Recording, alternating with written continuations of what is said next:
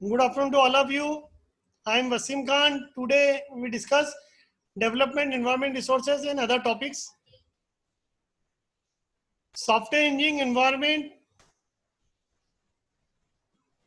Network resources, software और hardware को मिलाकर बना होता है, जो प्रोवाइड करता है प्लेटफॉर्म और tool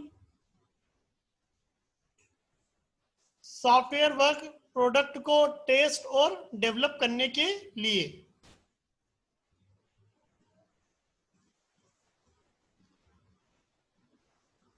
Most software organizations have many projects.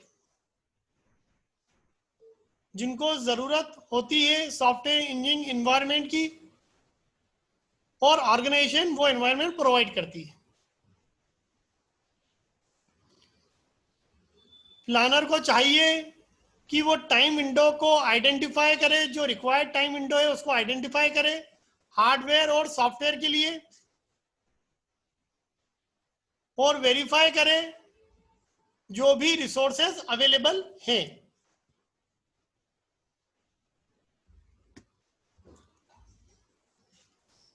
Reusable software resources, जैसा कि बताया कि ऑफ द शेल्फ कंपोनेंट के जो हमारे कंपोनेंट होते हैं जो थर्ड पार्टी से हैं या डेवलप्ड हुए हैं प्रीवियस प्रोजेक्ट में, रेडी टू यूज है, फुल्ली वैलिडेटेड है और डॉक्यूमेंटेड है, और वर्चुअली उसमें कोई रिस्क नहीं है. फुल एक्सपीरियंस कंपोनेंट होते हैं कि कंपोनेंट जो कि similar to the software that needs to be build, जो हम हमारे सॉफ्टवेयर को बनाने जा रहे हैं उनमें एज इट इज वो कंपोनेंट लग रहे हैं. सॉफ्टवेयर की जो टीम है उसको पूरा एक्सपीरियंस है in the application area of this component, और उन कंपोनेंट में मॉडिफिकेशन करने के बाद उसमें रिस्क बहुत ही कम होती है. पार्शियल एक्सपीरियंस कंपोनेंट होते हैं कि जिनमें component are related somehow to the software that needs to be build but will require substantial modification, कि हम उन कंपोनेंट को रीयूज तो कर सकते हैं लेकिन उनमें थोड़ा सा मॉडिफिकेशन करके ही हम उन कंपोनेंट को यूज कर पाएंगे. और जो हमारी सॉफ्टवेयर की टीम को है उसको थोड़ा सा ही एक्सपीरियंस है सॉफ्टवेयर के कंपोनेंट को रीयूज करने का, और जो हम सॉफ्टवेयर कंपोनेंट में मॉडिफिकेशन करते हैं उसमें फेयर डिग्री ऑफ रिस्क रहती है. जो न्यू कंपोनेंट है वो डेवलप्ड होते हैं, स्पेसिफिक नीड रहती है हमारे करंट सॉफ्टवेयर प्रोजेक्ट की उसके लिए,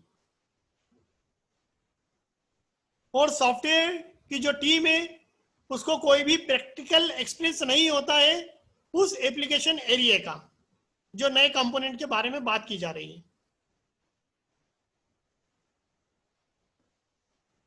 और इसमें बहुत ही ज्यादा रिस्क भी होती है न्यू कंपोनेंट को डेवलप करने में, हाई डिग्री ऑफ रिस्क. अब आता है estimation of project cost and effort. Project की कॉस्ट को कैसे एस्टिमेट करना है और प्रोजेक्ट की जो एफर्ट है उसको कैसे एस्टिमेट करना है. तो प्रोजेक्ट के जो एस्टिमेशन को फैक्टर अफेक्ट करते हैं उनके बारे में हम बात करेंगे. जो एक्यूरेसी ऑफ सॉफ्टवेयर प्रोजेक्ट है वो एस्टिमेट करते हैं प्रिडिक्ट करके the degree to which the planner has properly estimated the size of the product to be built, मतलब की लाइन ऑफ कोड कि उसमें कितने लाइन ऑफ कोड लगेंगे ये आपको प्रिडिक्ट करना पड़ेगा. और ये योग्यता होना चाहिए कि जो भी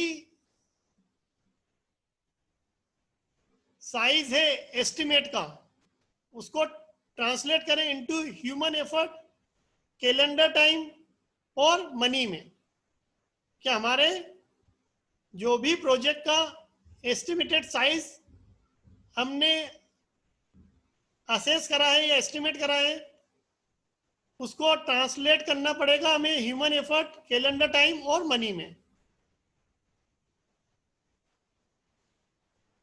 तीसरी चीज है सॉफ्टवेयर टीम की जो योग्यता है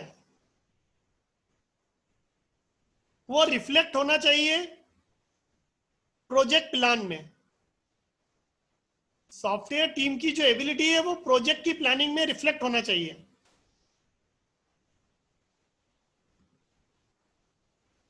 जो स्टेबिलिटी है प्रोडक्ट रिक्वायरमेंट और एनवायरनमेंट की support the software engineering effort. Project estimation option में option for achieving reliable cost and effort, इसमें हम डिले को एस्टिमेट करेंगे until late in the project, आखिरी तक। हमें 100% एक्यूरेट एस्टिमेशन प्रोजेक्ट के कंप्लीट होने के बाद ही मिलता है।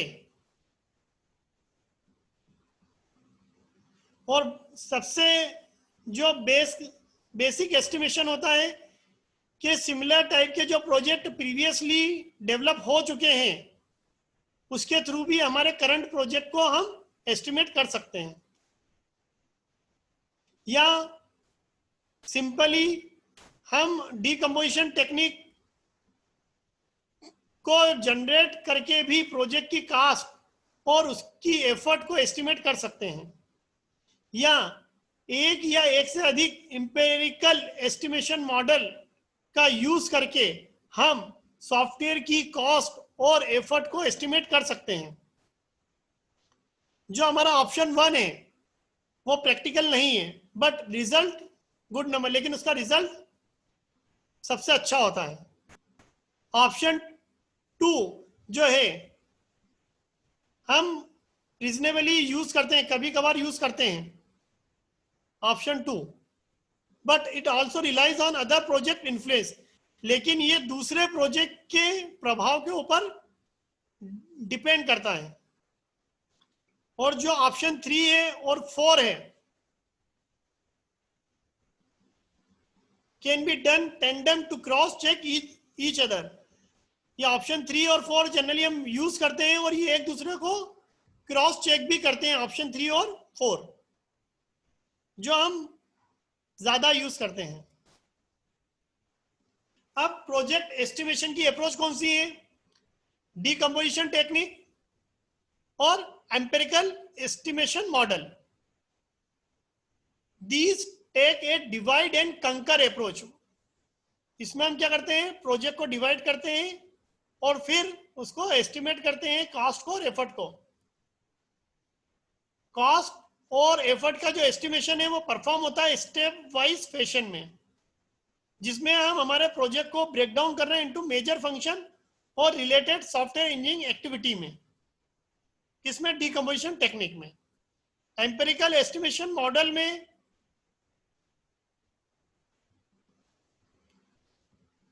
हम ऑफर कर रहे हैं पोटेंशियल वैल्यूएबल एस्टिमेशन अप्रोच। अगर historical data used to seed the estimate is good. अब डीकंपोजिशन टेक्निक हम नेक्स्ट लेक्चर में पढ़ेंगे, तो आज का लेक्चर में यहीं समाप्त करता हूं। Thank you very much.